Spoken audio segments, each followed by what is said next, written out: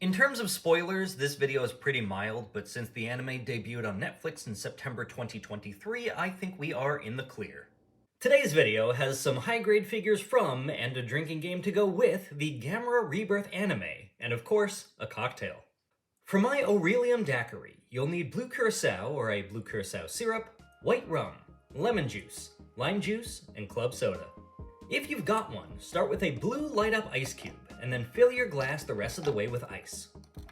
Add 1.5 ounces of your white rum of choice,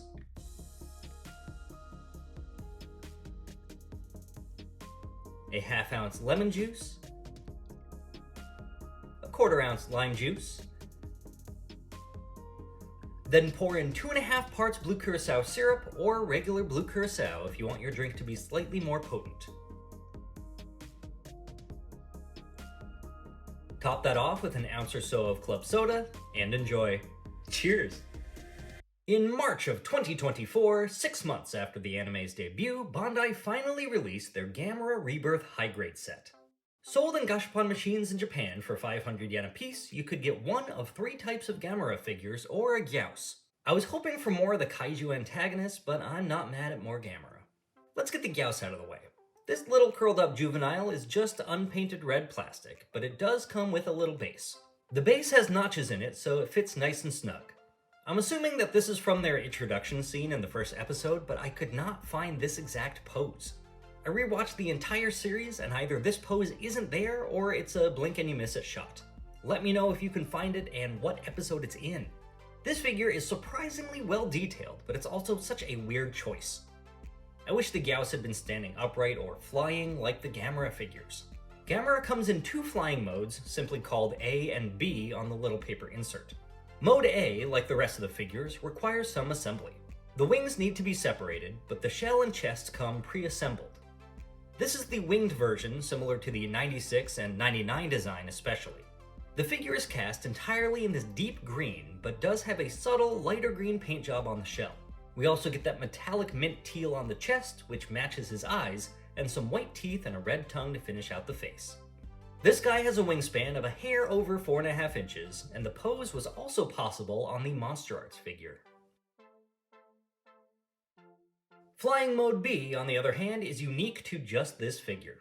This is the spinning shell version and uses a different, skinnier shell sculpt here, although the spiky side bits widen it back out to almost 3 inches. Like the previous figure, some parts need to be separated, and it features that same paint job on the chest, shell, and spiky shell bits. I wish these flying ones had come with some small clear stands or something. I'm using this one from the Monster Arts Hedora set, but it's not the end of the world, especially for a 500 yen figure. The full body Gamera, though, can stand all on its own. The shell here is actually slightly different than the other 2. I thought Bandai would reuse the shells here like they've done with some earlier Gamera high grades, but nope. This guy features the same paint job as the others, although the green on the shell is a bit brighter. I'm not sure if this was intentional or just due to variations in the factory paint. Sometimes you'll have some loose pieces when it comes to the high-grade figures, but you can always glue them into place.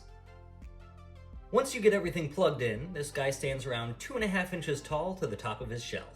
I really hope that Bandai does another wave with some of the other kaiju, but I doubt it.